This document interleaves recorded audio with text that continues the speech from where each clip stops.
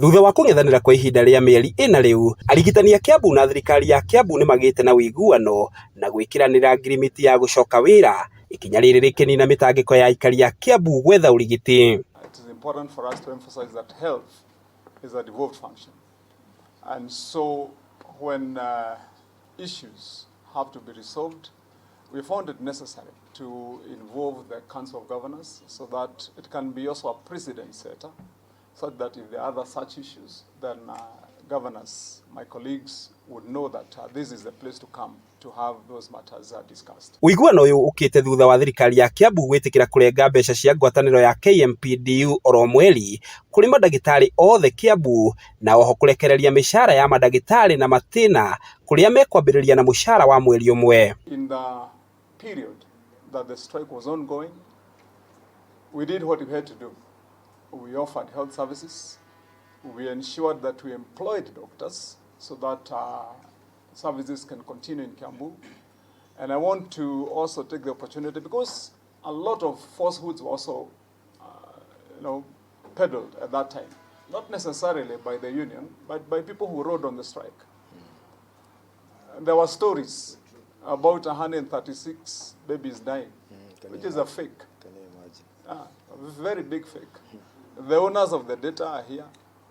The Council of Governors keeps records. Kiambu County, as I've said before, is one of the counties that was cited at the United Nations General Assembly, the 80th session in New York, as the county in which one of our hospitals has moved beyond what was expected of any developing nations. That for 8 continuous months there was not a single death of any child. Ihinda-inĩ rĩu, KPMDU nĩ yũrĩtie thirikari ya Kiambu kũrenga na gũtũma mbeca iria itarakoretwo ĩrengete mandagĩtarĩ arĩa marĩ rungu rwa KPMDU kwa ihinda rĩrĩa marakoretwo na ndũgamano.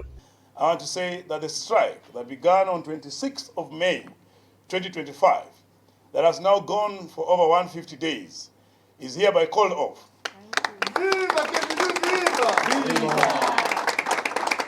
And given the nature of the longevity of the strike, I am so certain that not all doctors are within the locality. And therefore, we are asking the doctors that, given that it is weekend, they start traveling back and be resuming their jobs on Monday next week. Up to Monday next week, 8 a.m. I want us to work in unity and all recognizing that we are there to serve the public and not personal interest. We have no problem with the doctors. Let them come that on strike. And we want to also congratulate and say thank you to the more than 270 doctors who continued to work during this strike. It is important for us to say so.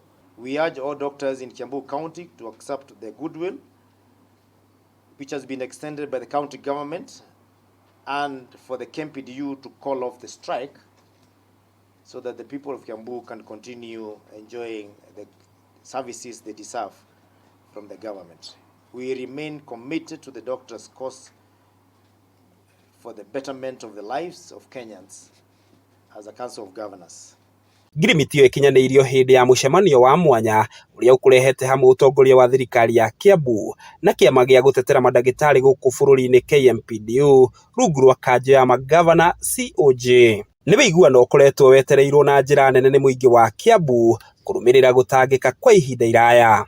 Ngĩgũithĩranĩria marĩa marahanĩka kaunti-inĩ ya Kiambu, rĩĩtwa rĩakwa nĩ Njaũ ya Kĩnuthia.